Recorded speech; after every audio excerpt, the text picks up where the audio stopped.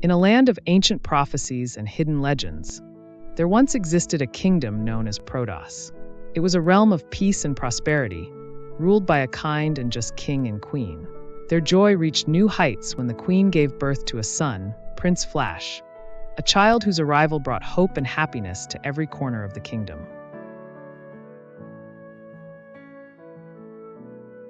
But as often happens in tales of light, shadows lurked not far behind. One fateful night, Lex Grail, a distant cousin of the king, attacked Protos without warning.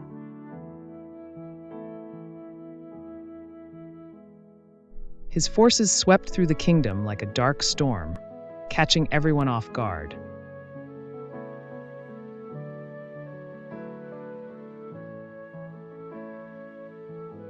The king and queen were captured, and young Prince Flash, just 10 years old, vanished into the night.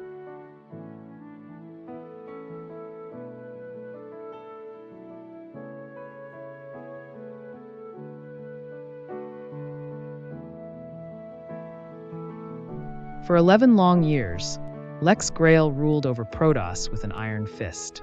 The people, once vibrant and free, lived under a cloud of fear and despair. Yet, despite the oppression, a glimmer of hope persisted.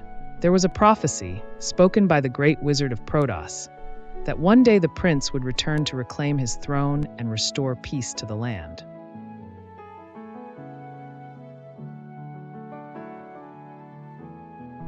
Far from the kingdom, in the wild seas near Cape Corlita, a pirate ship cut through the waves.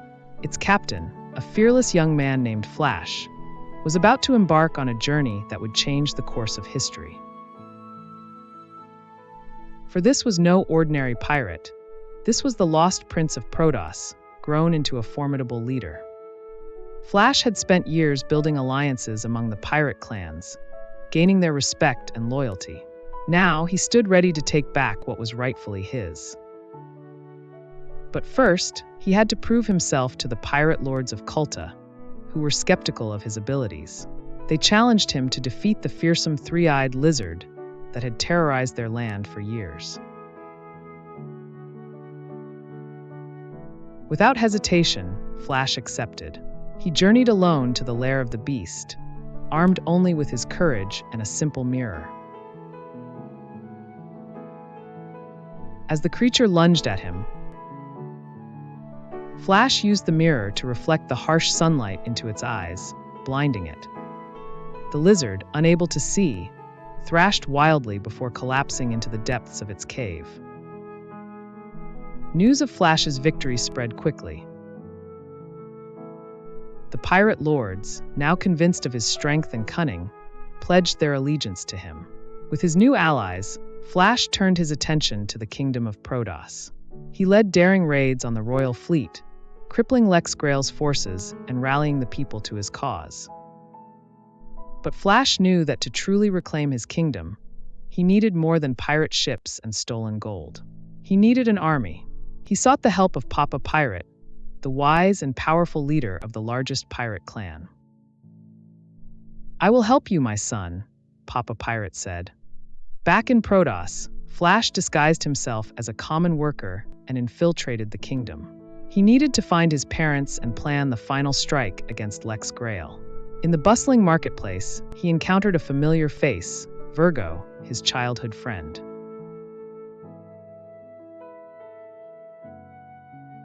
Overjoyed to see him alive, Virgo promised to help. Flash had his doubts. That night, he followed Virgo back to the palace and overheard her speaking to Lex Grail. It was a trap. The next day, when Flash and his pirates arrived at the lake, they were surrounded by Lex Grail's soldiers.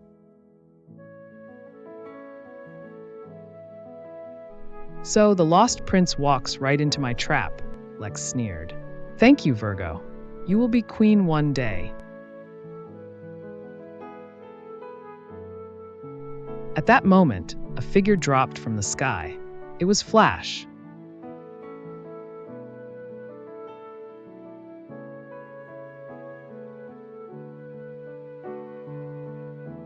I trapped over a trap over a trap. But how? I'm a pirate, Virgo. You really think would trust someone from my childhood. That night you saw me leave, but you didn't realize that I followed you to the palace. So what? My army will crumble down. Actually, that's not even your army. Last night, one by one, we took down your soldiers and took their place in the army pirates. The kingdom erupted in celebration as the true king and queen were freed from their prison.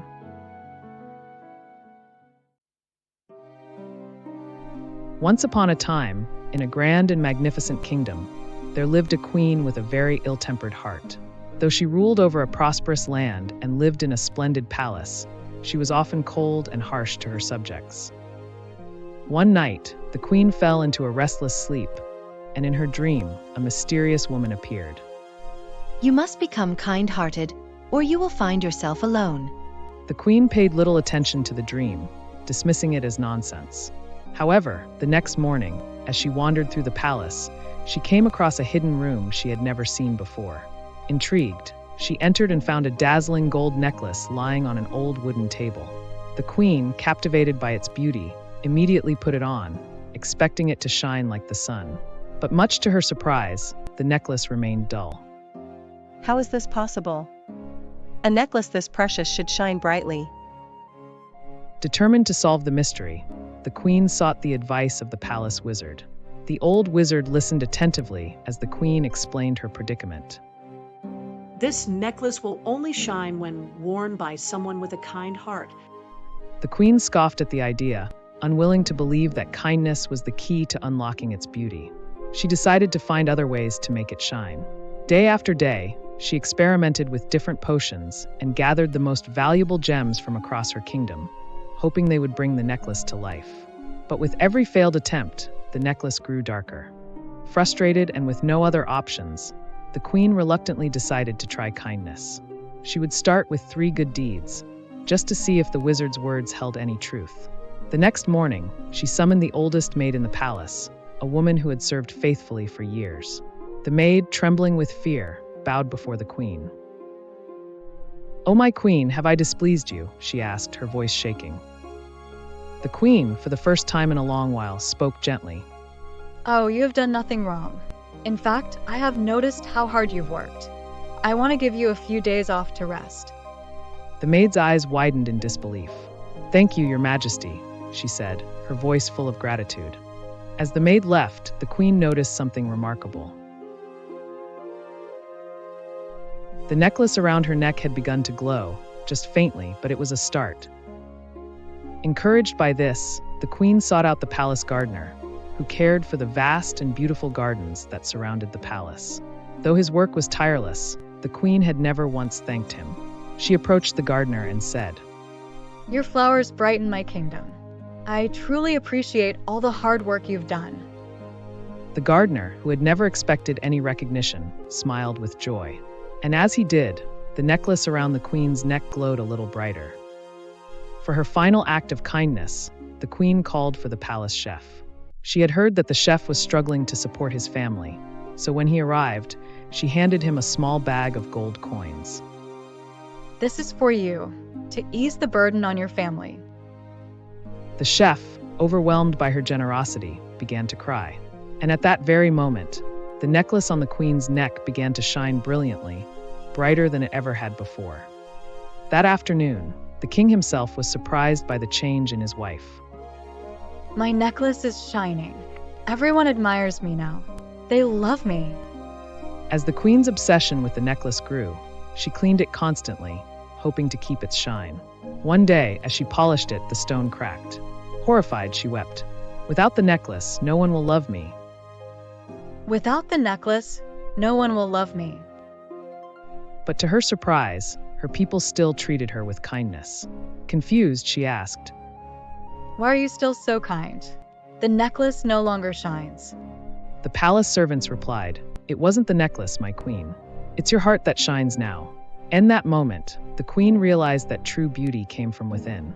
From then on, she ruled with kindness, earning the love of her people.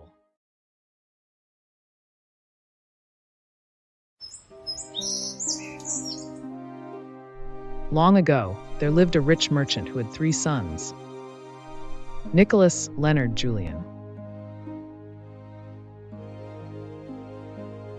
My sons, I need to talk. As the time for marriage drew near, the merchant presented his sons with an unusual challenge. My dear sons, I believe it's time for each of you to find a life partner. However, I have a special challenge for you. What kind? Whoever brings me the most exquisite and beautiful flower will have his wedding celebrated first.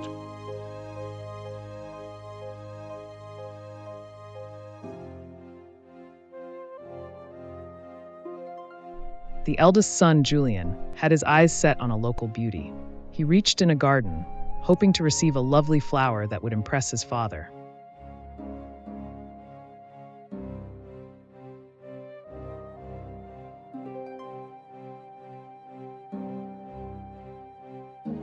This is the most beautiful flower in my garden. Your father will love it.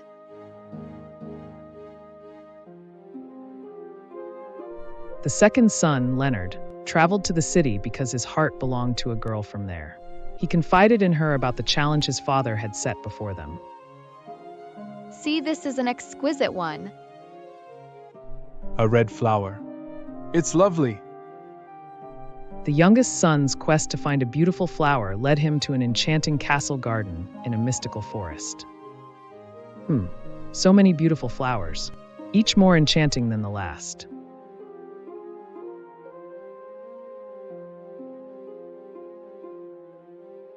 Hey, who are you? I am looking for a flower. He explained his father's challenge to old women. The witch led the young man to the hidden treasure, a golden rose.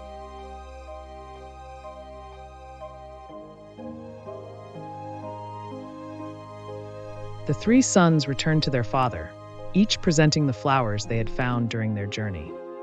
This is absolutely incredible. I've never seen anything quite like this before.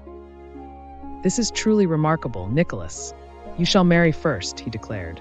But before Nicholas could celebrate, his elder brothers protested. Father, this isn't fair. Can we have another chance? Their father paused thoughtfully and then said, Very well, my sons. There will be another competition. He revealed the new challenge. This time, the task involved finding a special scarf. And just like before, the 3 brothers eagerly sought help once more, determined to win. Could you find me a beautiful scarf? I must win the challenge this time. Take this, she said with a gentle smile, handing him a soft scarf. I made it myself from wool. We can be together soon.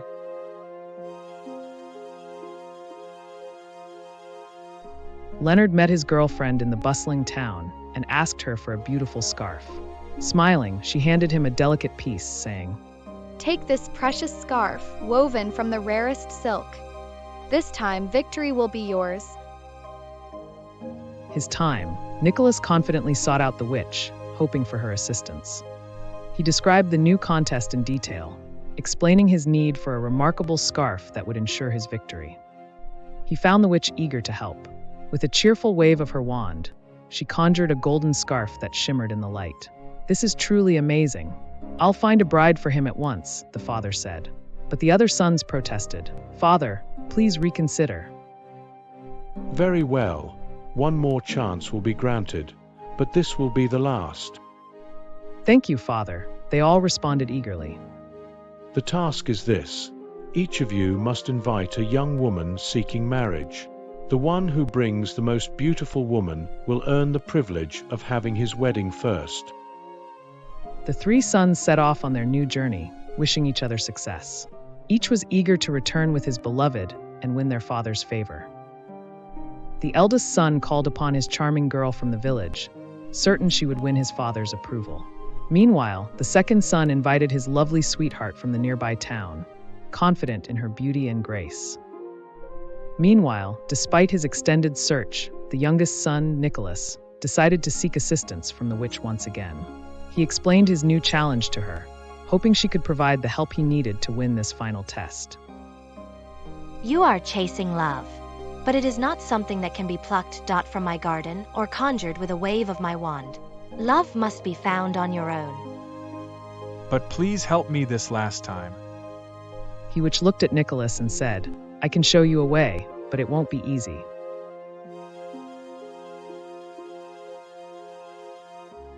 See that mountain? Climb to its peak, where you'll find a fireplace inside. When you ignite it, ghosts will emerge from the flames. You must defeat them.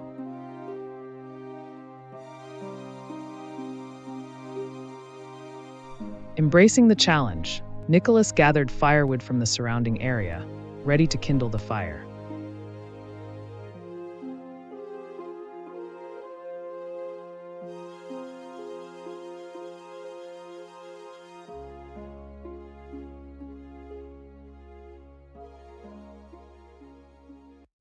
Suddenly, Ghost appeared.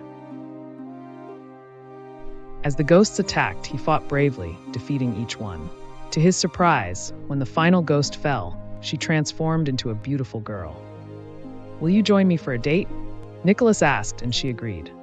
Soon after, all three sons returned with their chosen brides, but it was Nicholas' choice who captivated everyone. They were married in a grand celebration. After the wedding, Nicholas' wife revealed a secret. I am a princess, trapped under a spell by the witch. You have freed me, she exclaimed. I was the one who gave you both the flower and the scarf. My kingdom awaits me, and now we must return. With that, Nicholas and his princess left for her kingdom, where they ruled happily together for years to come.